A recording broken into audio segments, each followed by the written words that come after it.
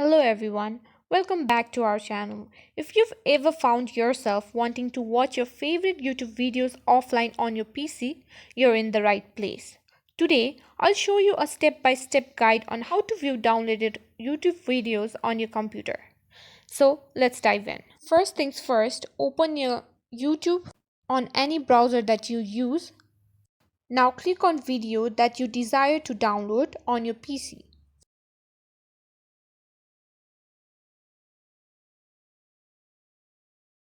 Here you can find the three dots beside the share option.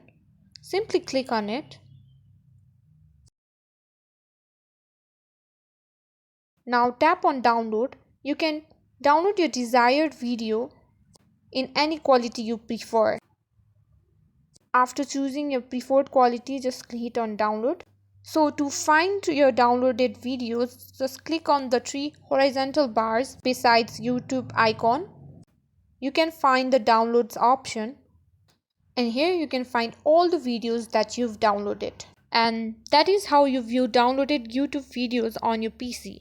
I hope this tutorial was helpful.